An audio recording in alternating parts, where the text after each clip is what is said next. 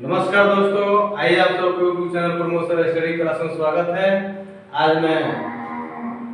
आज से ही संधि पढ़ाने जा रहा हूँ, बताने जा रहा हूँ, क्योंकि ये संधि जो है क्लास 10 के लिए बहुत इम्पोर्टेंट है।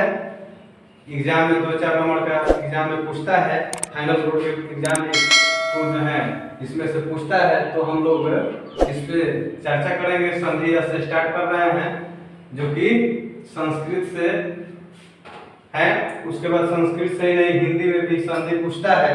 तो हमको उम्मीद है कि ये संधि पढ़ लेने से हिंदी में जो क्वेश्चन पूछता है बोर्ड में आप सॉल्व कर सकते हैं। हिंदी के परीक्षा में जो पूछेगा उसमें भी संधि इसके माध्यम से आप सॉल्व कर सकते हैं। तो इसको ध्यान से लास्ट तक वीडियो देखिएगा, है ना। अच्छा लगे तो लाइक और कमेंट जरूर कीजिएगा, ठीक है। चलिए संधि क्या है इसके बारे में चर्चा करेंगे। तो संधि दो वर्णों के मेल से जो विकार उत्पन्न होता है उसे संधि कहते हैं। दो वर्णों के मेल से जो विकार उत्पन्न होता है उसे संधि कहते हैं। देखिए यहां पर लिखेंगे, दो वर्णों के मेल से उत्पन्न विकार संधि कहलाता है।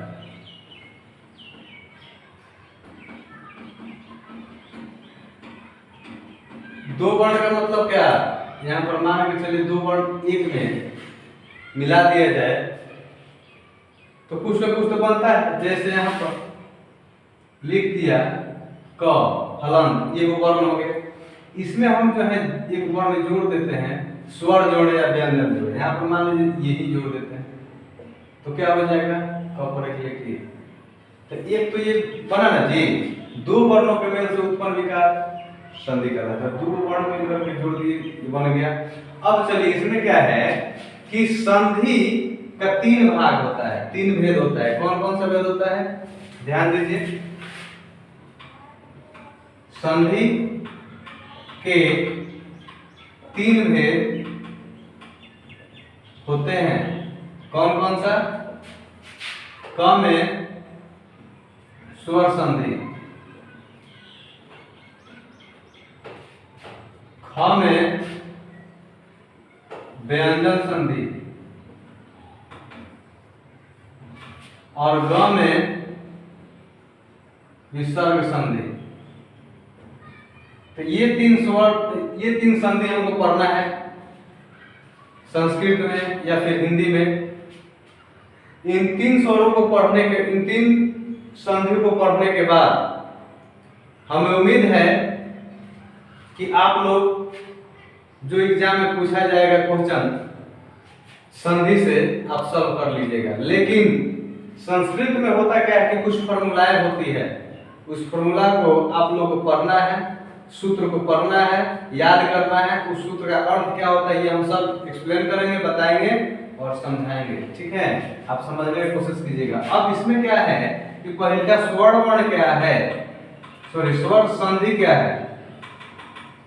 स्वर वर्ण अलग होता है और स्वर संधि अलग होता है, ठीक है। स्वर वर्ण एक में मिला दिया जाता है, जोड़ दिया जाता है तो स्वर संधि हो जाता है। देखिए यहाँ पर लिखेंगे दो समान स्वरों के मेल से उत्पन्न विकार स्वर संधि कहलाता है। स्वर संधि कहलाता है, स्वर संधि कहलाता है। दो समान स्वरों के मेल से उत्पन्न विकार स्वर संधि कहलाता है। यथा का मतलब होता है जैसे। देख लीजिए यहाँ पर अ प्लस अ बराबर आ हो गया, आ प्लस आ बराबर आ हो गया। यहाँ पर अ प्लस आ भी आ ही होगा। तो देखिए समान दो स्वर वर्ण आपस में मिलकर के बन गया ई प्लस ई बराबर बड़ी होता है, ठीक है। तो अब इसमें देखना क्या है कि दो समान स्वर वर्ण तो मिल गए, लेकिन यहाँ पर समान तो नहीं है, समान नहीं है, यहाँ पर आ ही होगा। लेकिन इसका कुछ फॉर्मूला है जिसके माध्यम से हम बनाएंगे तो अलग अलग स्वर मिलकर क्या बनता है ये भी हम आपको बताएंगे, ठीक है। और आ मिलकर भी आ होता है, कैसे होता है आपको बताएंगे आगे चल के। तो दो समान स्वरों के मेल से उत्पन्न विकर स्वर संधि कहलाता है। लेकिन याद रखना है कि स्वर संधि कितने प्रकार के होते हैं? स्वर संधि 5 प्रकार के होते हैं। स्वर संधि का 5 भेद होता है, याद रखिएगा। स्वर संधि का 5 भेद होता है। तो कौन कौन भेद होता है जरा ध्यान दीजिए यहाँ। स्वर संधि का कौन कौन भेद होता है? पहला भेद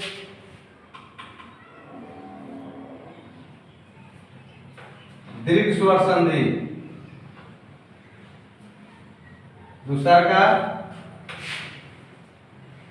गुण स्वर संधि, तीसरा का यन स्वर संधि, यन स्वर संधि, चौथ का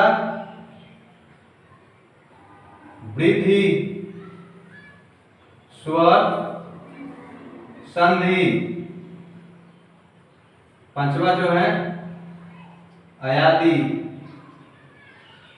स्वर संधि। ये 5 स्वर संधि होती है। 5 स्वर संधि में हम एक एक करके पढ़ेंगे। 5 स्वर संधि को हम एक एक करके एक्सप्लेन करेंगे कि अब इसमें दीर्घ स्वर संधि क्या है। अब बताइए, आपसे हम पूछना चाहते हैं कि दीर्घ स्वर संधि किसका भेद है? तो दीर्घ स्वर संधि स्वर संधि का भेद है। और स्वर संधि किसका भेद है? तो संधि का भेद है। संधि कितने प्रकार की होती है? 3 प्रकार के, स्वर संधि, व्यंजन संधि, विसर्ग संधि। अब स्वर संधि कितने प्रकार का? 5 प्रकार का। दीर्घ स्वर संधि, गुण स्वर संधि, यन स्वर संधि, वृद्धि स्वर संधि, अयादी स्वर संधि। अब इसमें क्या है? दीर्घ स्वर संधि क्या है? दीर्घ स्वर संधि क्या है इसके बारे में हम चर्चा करेंगे। चलिए इसको मिटाते हैं, स्क्रीनशॉट ले सकते हैं।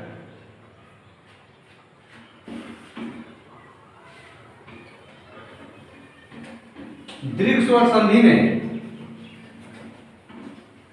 क्या होता है कि इसका एक सूत्र होता है।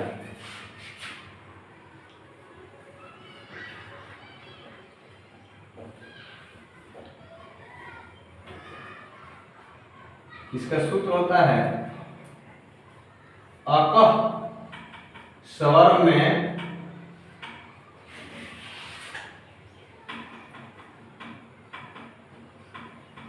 दीर्घ, अकह स्वर में दीर्घ, ये फॉर्मूला होता है। क्या होता है?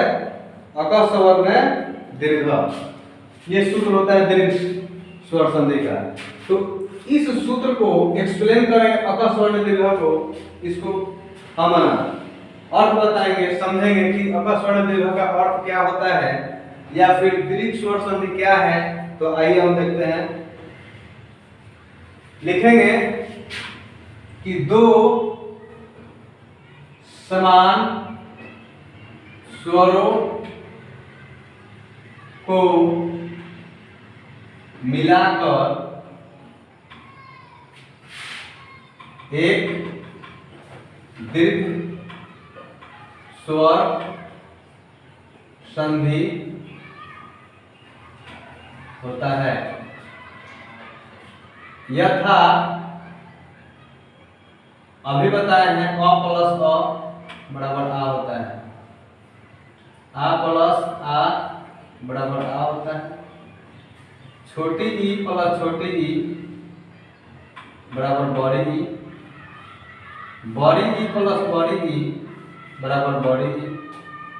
अब उ प्लस उ मिल करके बड़ा उ होता है, बड़ा उ प्लस बड़ा उ मिल करके बड़ा उ ही होता है। लेकिन आप ध्यान दें कि इसको समझने से तो ठीक है, इसका मात्रा समझना उचित होता है। आपको पता है ना मात्रा क्या होता है और आ की मात्रा क्या होता है। इसका मात्रा एक पाई होता है और इसका मात्रा बड़ी का इधर से होता है, छोटी का इधर से मात्रा होता है, इसका उधर से और इसका इधर से। देखो ये हर्षल दीर्घों का मात्रा है, याद रखिएगा, क्योंकि मात्रा यूज करना है और मात्रा यूज करके कह देगा कि निम्नलिखित शब्दों में कौन सा वर्ण का विच्छेद हुआ है, किसका संधि हुआ है। इस तरह से तो हम ये जानेंगे कि इसके बदला में इसके मतलब क्या होता है, तब ना हम निकालेंगे। तो ये आपका हुआ कौन सा, दीर्घ स्वर संधि। अब इसका ये तो इजी एग्जांपल है, लेकिन इसमें जो हम कुछ शब्द दें कि इसको विच्छेद करें या संधि करें तो कैसे करेंगे, देखिए दिया है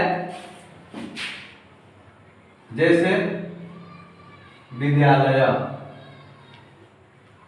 विद्यालय क्या होगा, तो विद्या प्लस आलय, विद्या प्लस आलय, ये क्या हो गया, विद्यालय हो गया। ठीक है, तो इसमें जो है विच्छेद हुआ, इस शब्द है, इस शब्द का विच्छेद हुआ। लेकिन अब कह दिया जाए है ना कि दक्षिण, दक्षिण प्लस आरण्य। अब इसको कह दिया जाए कि इसको संधि करिए, कि संधि था तो मैंने विच्छेद किया, अब विच्छेद है तो संधि करना है, यानी कि जोड़ना है, तोड़े हुए को जोड़ना है, यहाँ पर जोड़े हुए को तोड़ना था। तो क्या हो जाएगा, याद रखिएगा दक्षिण, आ का मात्रा क्या होता है, पाई होता है ना, तो पाई लिख देंगे, अरण्य, दक्षिण अरण्य हुआ ना जी, दक्षिण अरण्य हुआ। तो मात्रा जरूरी है, मात्रा समझना जरूरी है। इस तरह से आइए कुछ और शब्द लिखते हैं।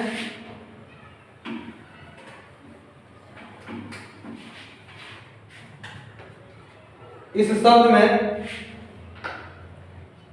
किताब है मेरे पास 10th क्लास का, इसमें लिखा हुआ है अधि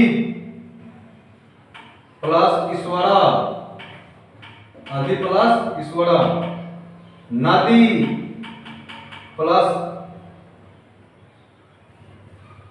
ईश्वर, नदी प्लस ईश्वर, भानु प्लस उदय, पितृ जोर ऋणम, है ना, श्री जो ईश्वर। अब चलिए, ये तो क्या है कि विच्छेद किया हुआ है, संधि करना है। इधर संधि लिखते हैं, इसको हम विच्छेद करेंगे, संधि लिखते हैं, इसको हम विच्छेद करेंगे। जैसे यहाँ पर लिख दिया जाए महिष, है ना, सेवाश्रम, सेवाश्रम, महालय,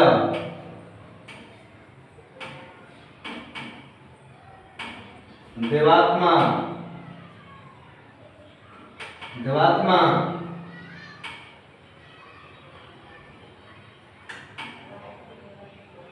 तथास्तु। 5 में हो गया। तो ध्यान दीजिए, इसको जोड़ना है, इसको तोड़ना है, ये विच्छेद है, संधि करना है, संधि विच्छेद करना है। तो देखिए अधि जो स्वर, अधि में कौन सा मात्रा लगा है, बड़ी मात्रा की छोटी मात्रा, छोटी मात्रा। तो यहाँ पर ई इधर से है, तो इसका मात्रा क्या होता है, छोटी ई, अब प्लस इधर का है बड़ी ई, दोनों मिलकर क्या होता है, बड़ी ई होता है। बड़ी का मात्रा इधर से होता है ना। तो क्या हो जाएगा, यहाँ पर अधि इधर से अब लिख देंगे, क्योंकि मात्रा इधर से हो गया, आधा स्वर लिख देंगे, स्वर, अधि स्वर हुआ ना जी। इधर का छोटी और बड़ी दोनों मिलकर के बड़ी हुआ, बड़ी का मतलब उधर से होता है, दीर्घई होता है।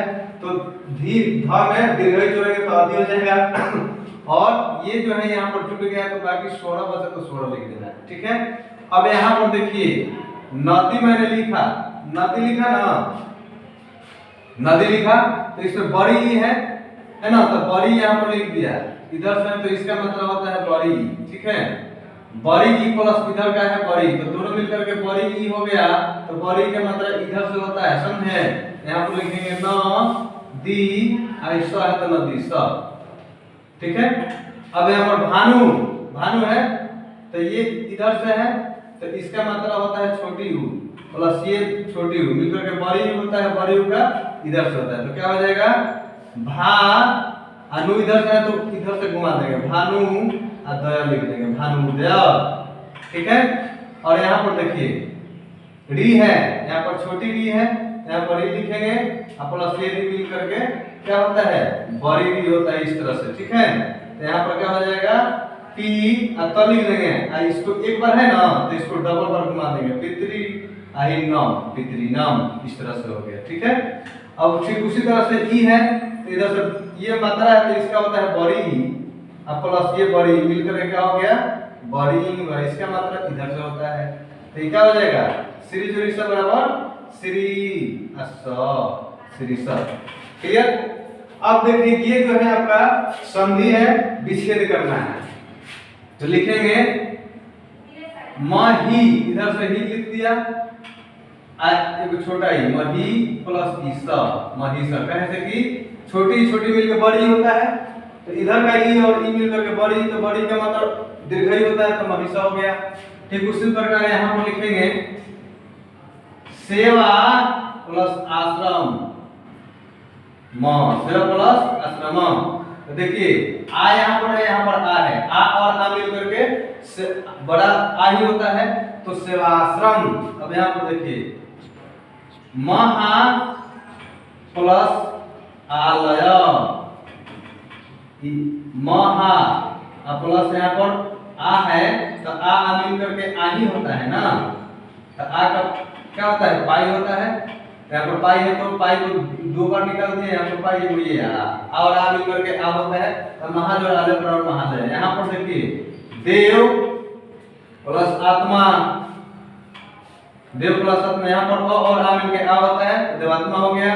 यहाँ पर तथा प्लस अस्तु क्या होगा, आ और आ मिल करके क्या होता है, आ और आ मिलके आ ही होता है तो क्या हो जाता है तथा प्लस अस्तु, तथा अस्तु, तथा अस्तु हो गया। तो इस तरह से अपने स्वर संधि में दीर्घ स्वर संधि पढ़े, दीर्घ स्वर संधि के एक फॉर्मूला पढ़े, अपक्ष सवर्ण दीर्घ, अपक्ष सवर्ण दीर्घ। इसके बाद हम दूसरा गुण संधि पढ़ाएंगे कल, और गुण संधि के बाद ध्यान संधि, दीर्घ संधि, अयादी संधि, इस तरह से हम एक एक करके आपको एक्सप्लेन करेंगे, बताएंगे, समझेंगे, आप समझने की कोशिश करिएगा तो ये जो है इजी हो जाएगा और आराम से आप संस्कृत किताब पढ़ सकते हैं और आराम से अपने परीक्षा में दिया हुआ प्रश्न का आंसर दे सकते हैं। ठीक है। तो प्रत्येक दिन शाम को आप याद रखें कि आज से संस्कृत सब्जेक्ट का एक वीडियो आपको प्रत्येक दिन मिलेगा, वो भी शाम के समय, है ना, शाम के समय देंगे, आप याद करके उसे देखिए, पढ़े, क्योंकि बोर्ड का एग्जाम नजदीक में आ गया है, आप इसे देखेंगे आपको फायदा होगा, है ना। अगले वीडियो के लिए इंतजार करें, आज के लिए इतना काफी है। जय हिंद, धन्यवाद।